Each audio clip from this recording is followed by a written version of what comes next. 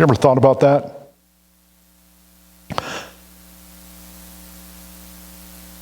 You think about going and doing and exploring. And sometimes that direction makes you uncomfortable.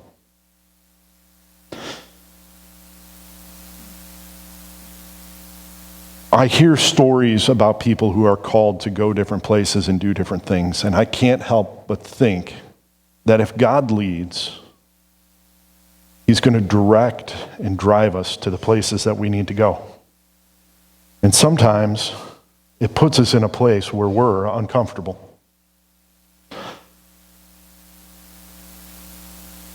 Naomi and I feel more than called to be here, but it is uncomfortable because everything has changed for us. It's uncomfortable because we felt called by God to be here and be in this community and do things for God's glory. And as we do that, we're out of our comfort zone. Meeting new people, getting to know and try to memorize names, getting to know people and where they're at in their lives is uncomfortable.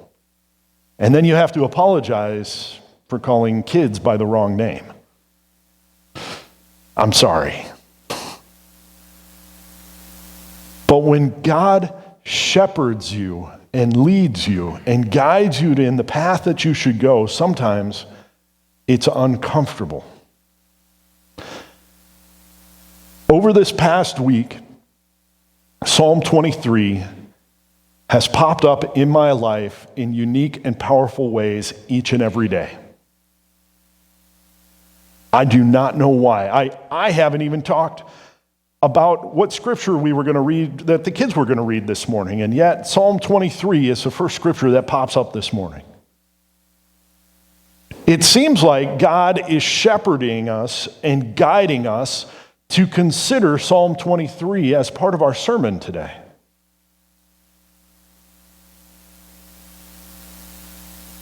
And when we hear that Jesus proclaims himself to be the good shepherd, and Psalm 23 is brought up over and over again, there is a direct correlation between a good shepherd and the shepherd that David describes. We have to look at both of them. We have to examine them. We have to feel what it's like to be shepherded. On Tuesday morning, Naomi and I and a few other folks were able to welcome the mission team back and cheer for them as they drove in. And the first thing that they said, wow, God's been using Psalm 23 in our life all week. And I'm just like, what? It's unreal. Because on Monday, I was writing a sermon for a funeral on Psalm 23. On Sunday last week, riding home, the valley of the shadow of death came up. My kids were asking me, what does that mean? And then you get to the fair, and there's sheep everywhere.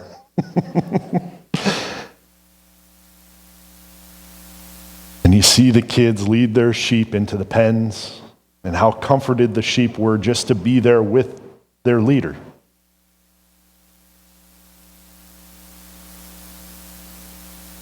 Again, on Thursday, to be able to hear people play amazing music about their good shepherd.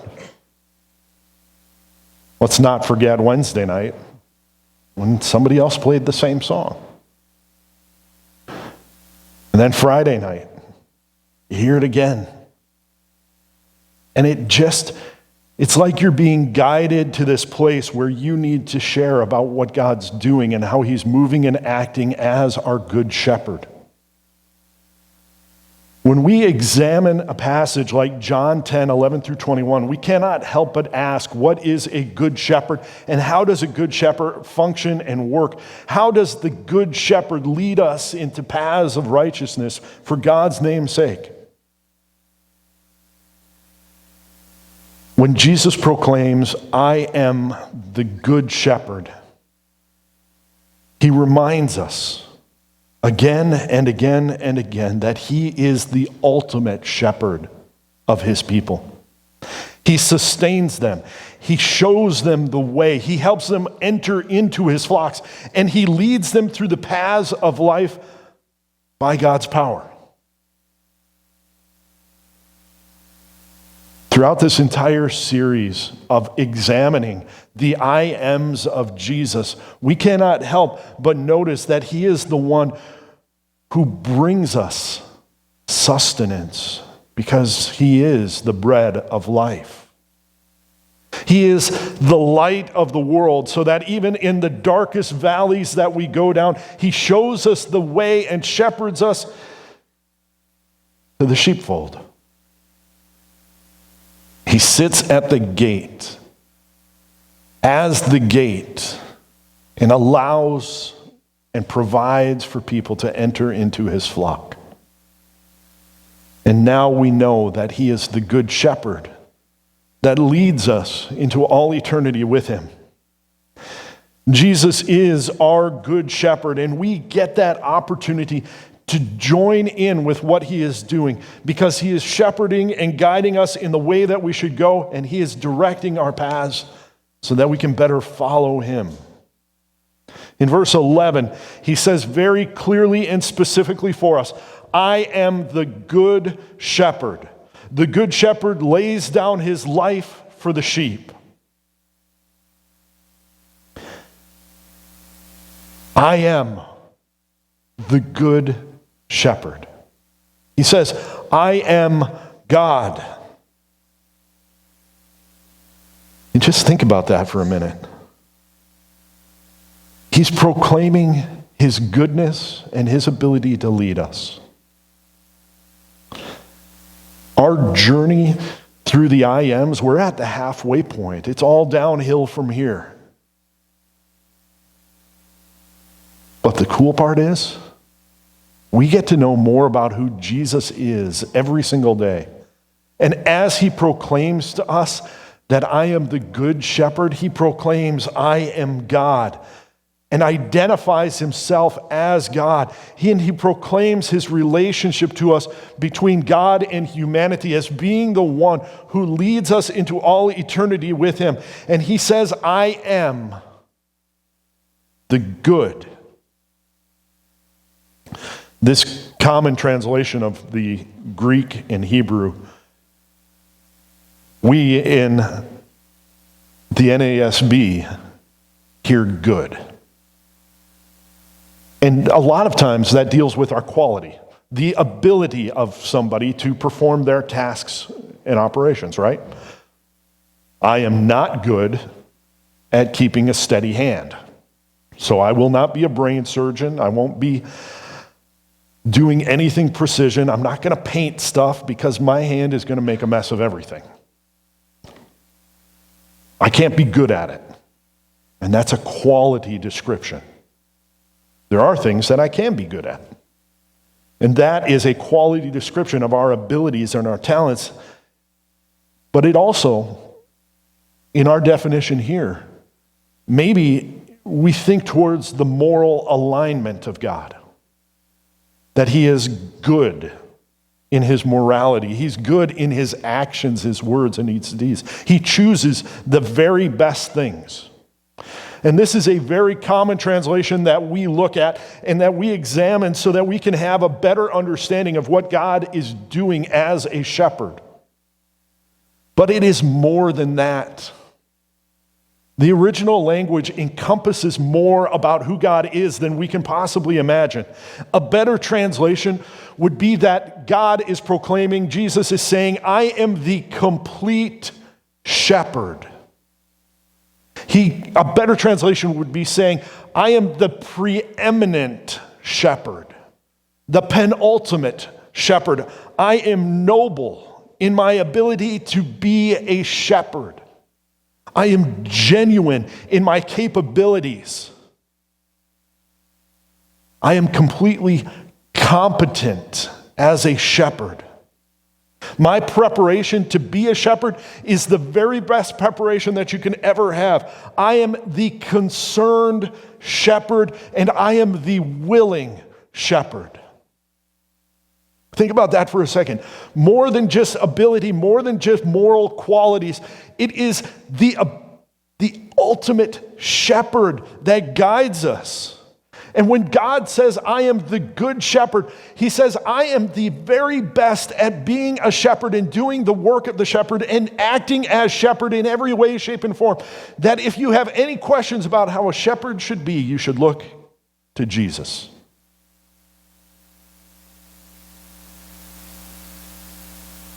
What does a shepherd do? Jesus is succinct and clear. In a society of shepherds, in a society of people who took care of sheep every single day, he says, the shepherd lays down his life for the sheep.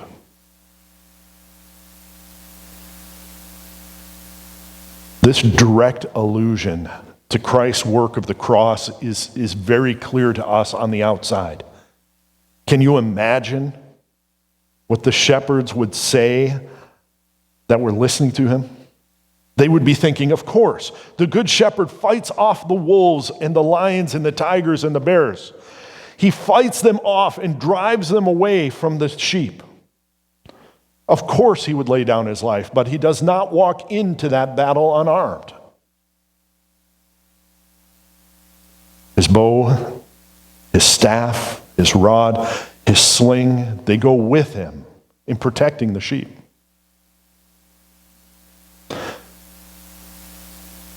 But Jesus was alluding to something more for us.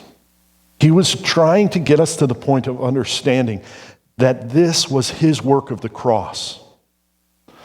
That he was going to lay down his life for the sheep. Not only is Jesus there to protect, to guide, to direct, but he is also there to sacrifice, to die for the sheep.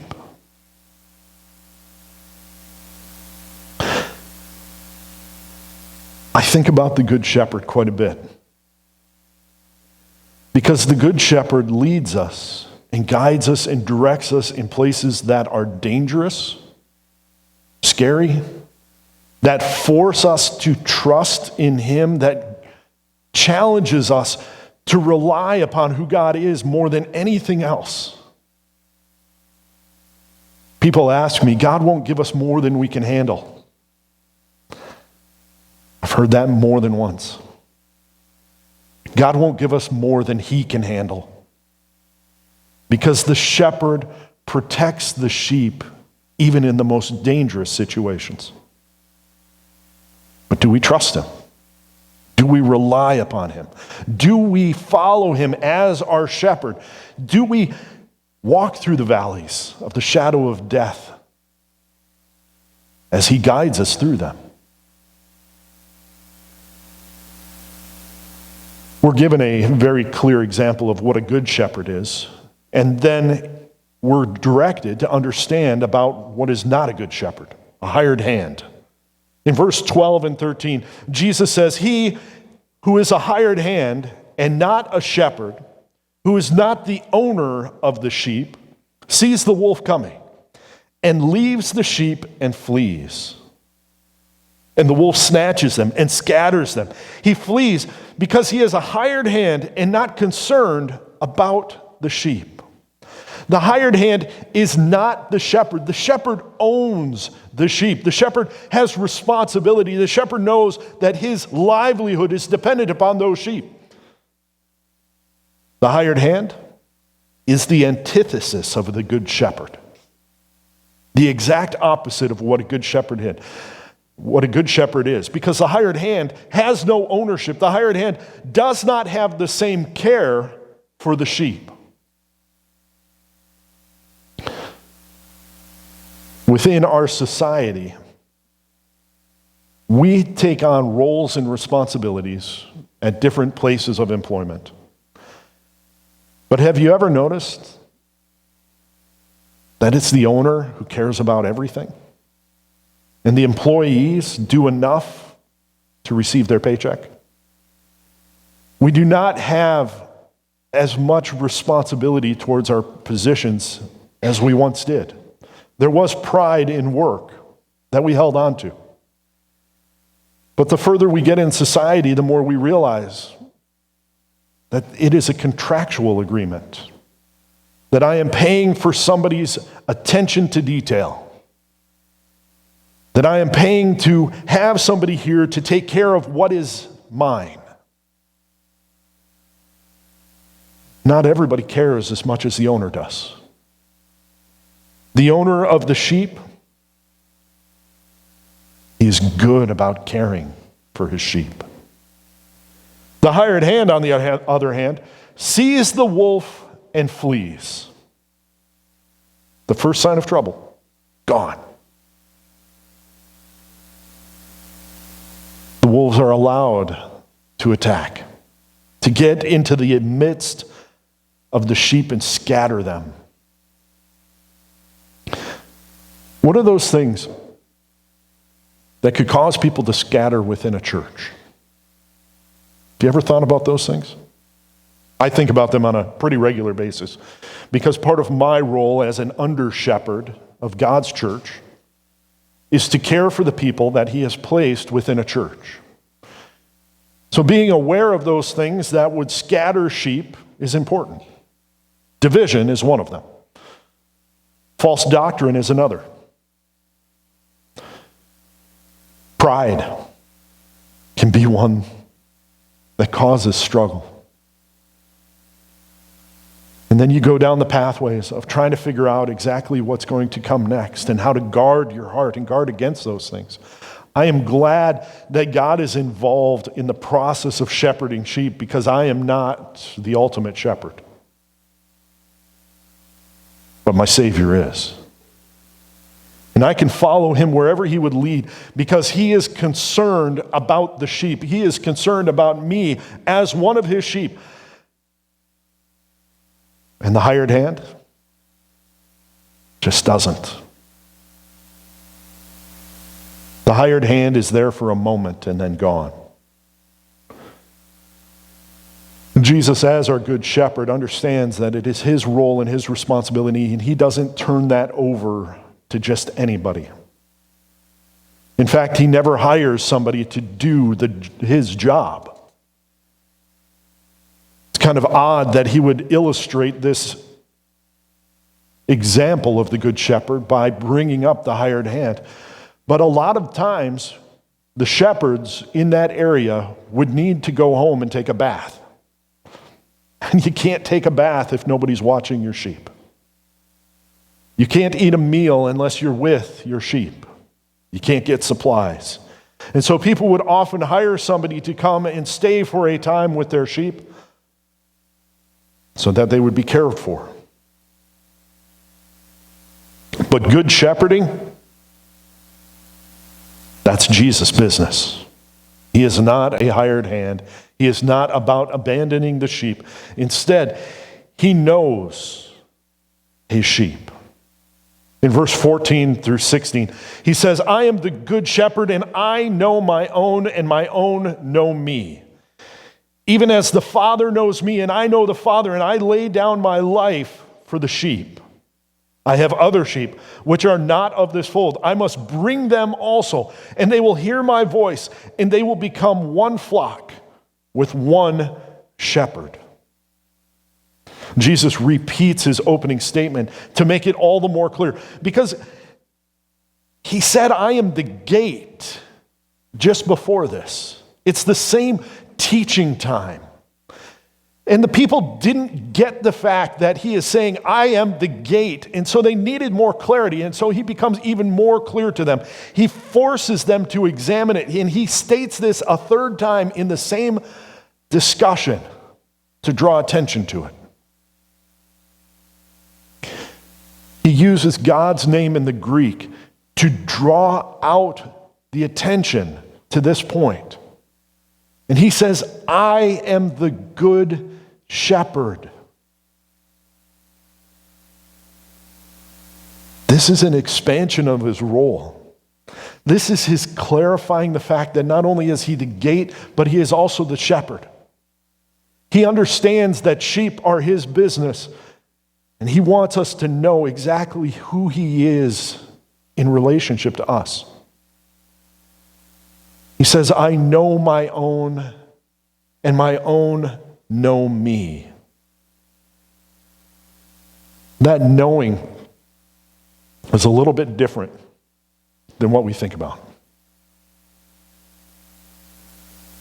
I probably know my wife better than anybody else in this room, but I know other people too, right? You have invited me into your homes, you've taken me out for lunches and dinners. You know a little bit about me, but Naomi knows me better. There is a quality and a variance between how much we know somebody. In the Greek and in the Hebrew, this word know is far much more expansive than what we understand it to be. When Jesus says the word know, what he is demonstrating to us is complete and total knowledge. He sees all things about the subject. He understands all things about us. He has an experiential knowledge that goes beyond our own understanding because he created us in his image. And in his likeness, he created us, both male and female, in such a way that God knows us. Complete, total knowledge and understanding. Both the things that we can see, those things that we can understand, those things that we've experienced, he knows all of it. And he says, I know my own. Going through the horse barn a few days ago, I was able to pick out different brands of the different animals in there. I was able to see them on those animals. And they were marked, and that brand was known among the people there. Because that brand marked exactly who Jesus is to them. That brand marked that animal so that animal would know whose was theirs. They could not see the brand themselves, but everybody in there could. And the horse's response to its owner demonstrated that knowledge. Jesus does the same thing with our hearts and our lives. He marks us in such a way that people cannot help but see him if we are good followers of his. His desire is for us to make him known through the world. His desire is for us to reveal who God is and what he's about. Because Jesus knows his own. And we know Jesus. The problem with our knowledge is that it's limited. We have this human ability to be temporal. We do not have complete knowledge or understanding of all things. We have partial knowledge. We have partial understanding. We have a growing knowledge of who Jesus is and what he's doing as we have faithfully read our Bibles and prayed and sought to follow him in every area of our lives. We have this growing knowledge of him that goes beyond even now. And we understand that in our human capabilities, our mind is so limited in our ability to understand. But there is a promise that we will know him completely and fully as he knows us. And we will see his plans and purposes worked out. And there is a knowledge that we have of God that goes beyond our own understanding into eternity. And there's an excitement there for me to just understand a little bit more about why and how and what he's doing and why he went about doing it this way instead of making it easy.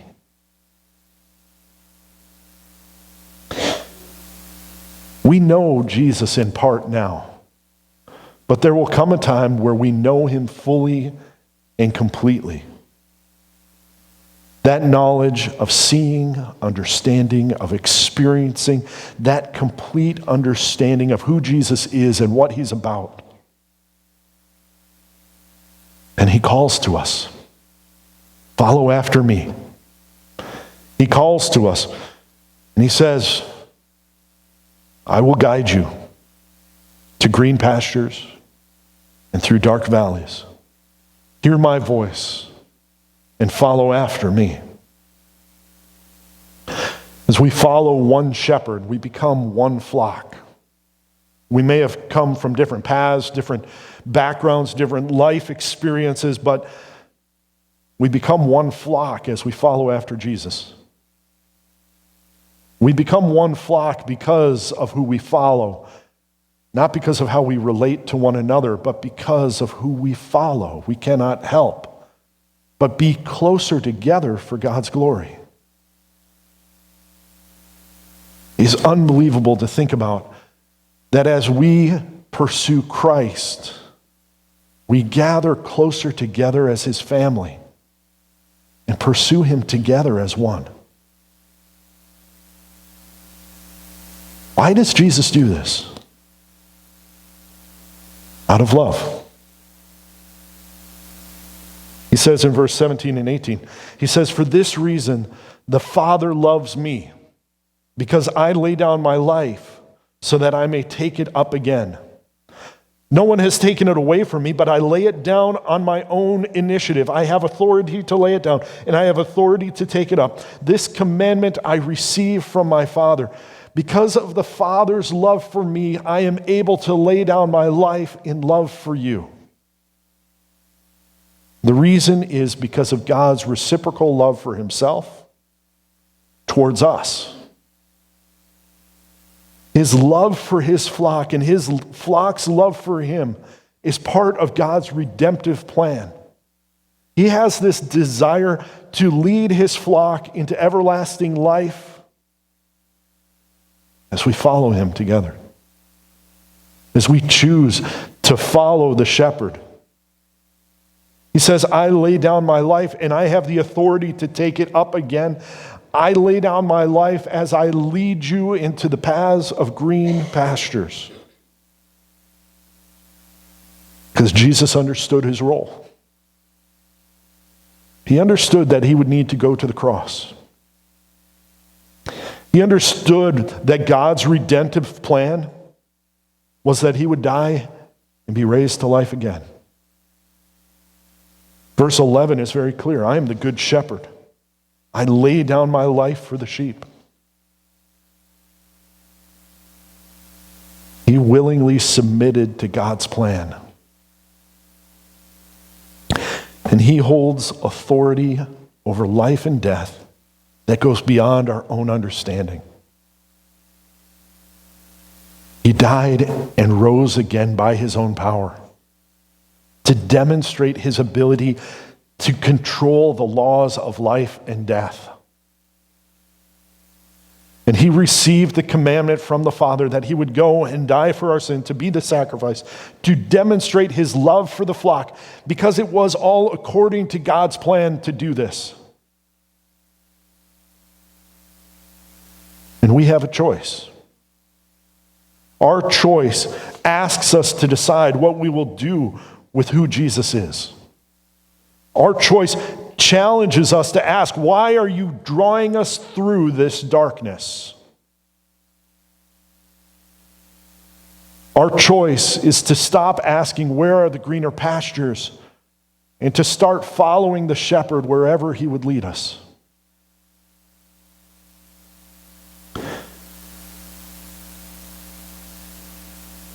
The Jews listening to Jesus could not grasp what he was saying.